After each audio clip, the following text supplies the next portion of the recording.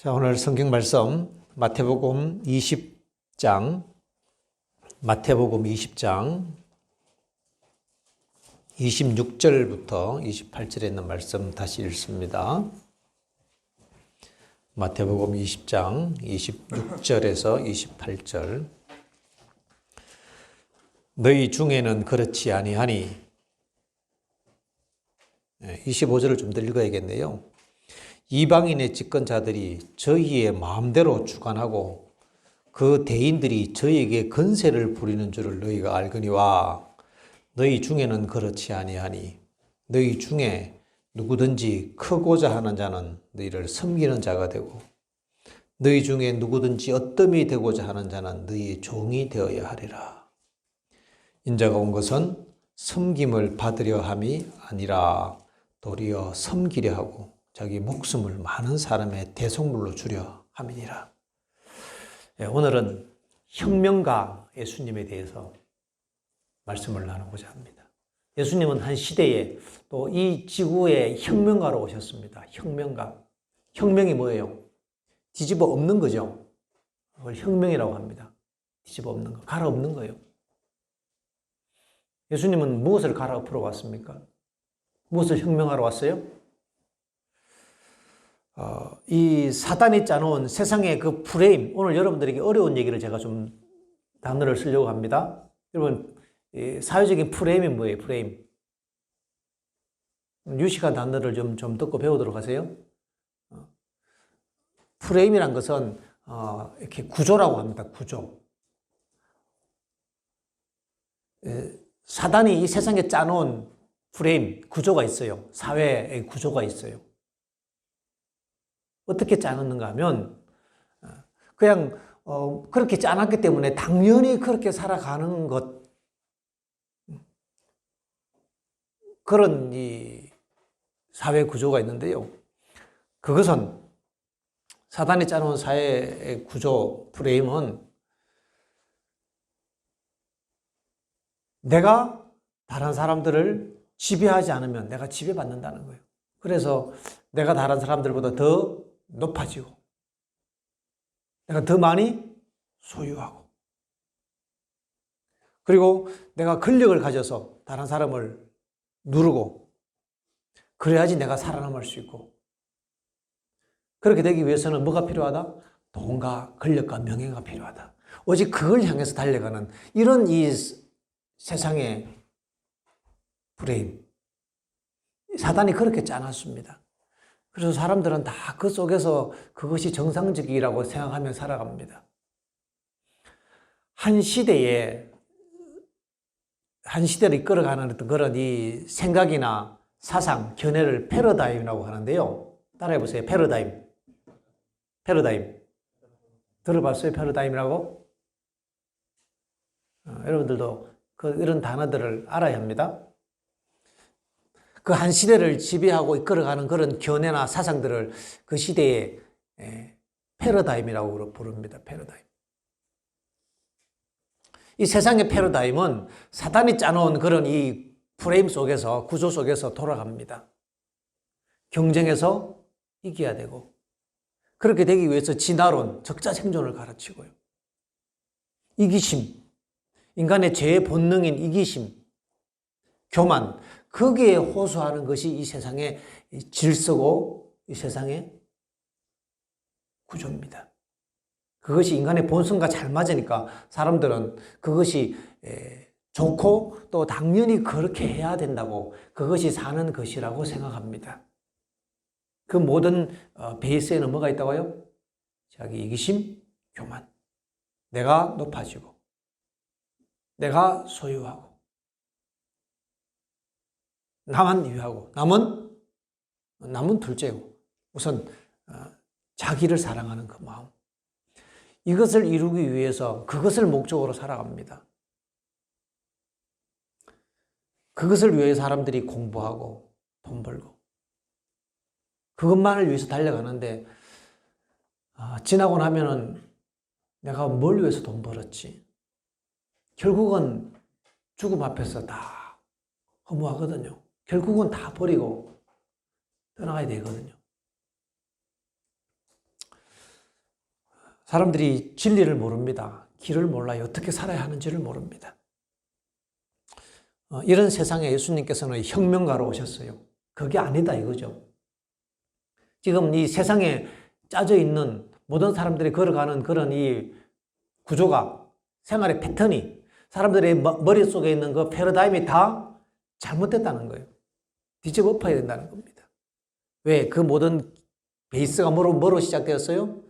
이기심과 교만에 근거한 거기 때문에 그것이 바뀌어지지 않으면 사람은 절대 행복할 수 없고 만족할 수 없다는 얘기입니다. 한번 생각해 보세요.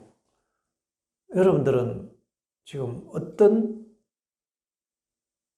이유와 목적으로 어떻게 살아가는지 가만히 한 발짝 뒤에서 이 세상을 바라보세요.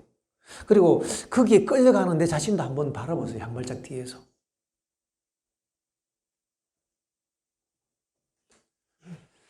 예수님께서는 누구든지 어뜸이 되고자 하는 자는 종이 되어야 하리라. 인자가 온 것은 섬김을 받으려 함이 아니라 섬기고 자기 목숨을 주려고. 내 목숨을 유지하고 내가 뭔가 소유하기 위한 게 아니라 내 모든 것, 내 목숨마저 내려주고 가장 낮은 자가 되기 위하여 오셨다라고 예수님께서 말씀하셨습니다. 이것은 대혁명인 것입니다. 혁명. 이렇게 예수님의 길을 가는 사람들은 진정으로 마음의 평화가 있어요. 높아지려고 하고 이기려고 하고 소유하려고 하는 그 욕심과 이기심과 교만에는 결코 쉼이 없고 평화가 없어요. 거기에는 끊임없는 분쟁과 미움과 갈등, 결국 사망으로 치닫는 것입니다. 그러니까 너무 힘들어요. 세상 살기가. 지 아래서 다 허덕허덕 하는 것입니다. 그때 예수님께서 그러한 이 세상의 패러다임을 뒤집어 엎으시고 그게 아니다 이거예요. 거기에는 진정한 구원과 평화가 없다는 것입니다. 예수님께서는 그 이기심, 그 교만을 버리고 가장 낮아지고 섬기고 내 모든 것들을 내어주고 내 목숨을 남에게 나눠주는 그런 이타적인 사랑과 마음, 이것이 진정한 행복과 쉼과 평화를 준다고, 참 기쁨을 준다고 우리에게 말씀하고 있습니다. 심지어 기독교인들조차도요, 왜 신앙하느냐고 물으면 이 세상에 그런 이 추구하는 것들, 내가 높아지고 많이 소유하고 세상에 잘 되기 위해서 무엇을 이용하는가 하면 하나님의 축복이라는 도구를 이용해서 결국은 내가 잘 되고 내가 높아지고 내가 소유하고 싶어 하는 거예요. 세상 사람들은 내 힘과 방법과 술수와 기만과 온갖 것들을 동원해서 내가 그것을 이루려고 하는 것이고, 또 어떤 사람들은 종교의 힘을 빌어서 그거를 하려고 하는 거예요. 결국은 목적이 똑같아요? 목적지는 똑같은 것입니다. 자, 여러분에게 묻습니다. 여러분의 목적지는 뭐예요? 신앙이라는 힘을 빌어서 세상에서 출세하고 세상에서 높아지고 세상에서 많은 것들을 소유하는 것이 여러분의 목적입니까? 만약에 하나님께서 여러분의 그 기도를 들어주지 않으면 하나님 배반하고 원망할 것입니다. 가룟 유다가 그랬어요. 가룟 유다는 왜 예수님 따라다녔는가 하면 딱 보니까 예수님이 메시아 같거든요. 가장 인기 있는 혁명가였어요. 그래서 예수님 따라다니면 혁명 정부에서 한 자리 할 것 같았어요. 예수가 그의 이기심과 교만을 충족시켜주는 수단인 것입니다. 그에게 있어서 신앙은 수단이었어요. 그런데 예수님께서 낮아지시고 숨기시고 죄인들의 발을 씻기는 모습을 보면서 야, 저분은 결코 내 야망을 충족시켜 줄 수 없는 분이구나 라고 생각하니까 예수님을 배반하고 팔아버린 거죠. 자, 우리의 신앙이 그렇다면 우리도 가룟 유다처럼 일이 잘 안 되고 내가 원하는 시간에 기도에 응답이 안 되고 고난이 닥치면 예수님 불평하고 원망하면서 예수님 배반하고 팔아버리는 그런 길을 가게 됩니다. 우리 자신을 좀 냉철하게 돌아봐야 합니다. 우리는 혁명가로 오신 우리의 구원자 예수님, 그분이 우리에게 제시해 주시는 그 혁명의 메시지가 뭔지를 알아야 합니다. 세상을 따라갈 것이 아닙니다. 세상 사람들이 하는 것처럼 세상의 물질을 소유하고 세상의 그 높은 자리를 통해서 명예를 얻고 내가 더 인정받고, 여러분 그것이 우리의 목표가 된다면 그걸 얻기 위해서 하는 그 모든 신앙들은요, 그 모든 기도와 모든 헌금들은 결국 내 야망을 위한 수단에 지나지 않고 그것이 이루어지지 않으면 예수님마저 배반하여 팔아버릴 그런 가룟 유다의 경험에 우리가 빠지게 될 위험이 있다는 것입니다. 우리의 목적이 바뀌어져야 합니다. 혁명가 예수님처럼 우리는 다른 길을 가야 합니다. 다른 길.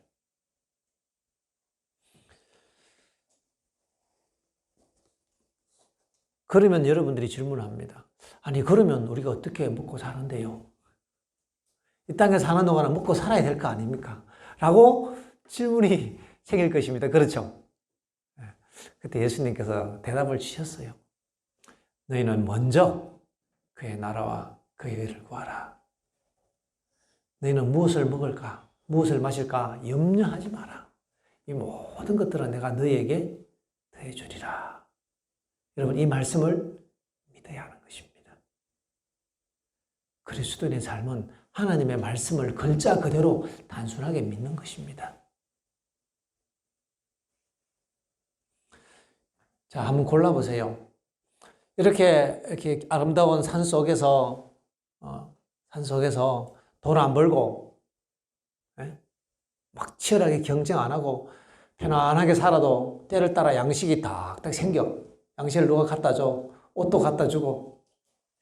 그런 삶을 살래요? 아니면 도시에 가고 막 치열하게 경쟁하고 막 돈 벌고 장사해서 많은 것들을 소유하고 그렇게 살고 싶어요? 뭐가 더 행복하겠어요? 네? 아니, 이것은 현실적인 얘기입니다. 경치 좋은 시골에서 여러분들이 그냥 편안하게 노래 부르고 예배 드리고 산책하고 운동하고 텃밭에 야채 갖고 먹고, 그런데 아침마다 와서 보면은 먹을 것이 와 있어.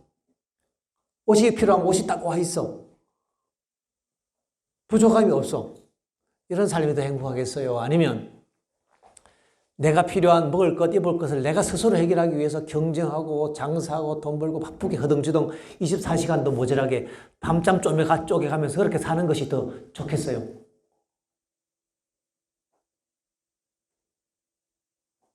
하나님께서 가만히 돌아보세요. 이스라엘 백성들이 광야에서 농사 지었어요? 안 했죠. 장사 안 했잖아요.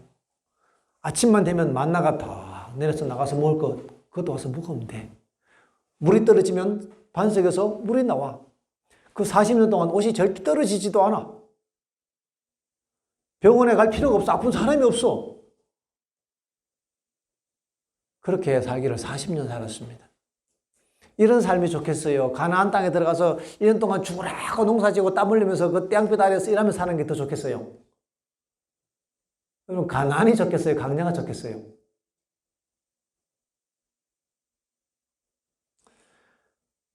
하나님이 계신 곳이면 그곳이 곧 광야라 할지라도 가나안보다 행복한 것입니다.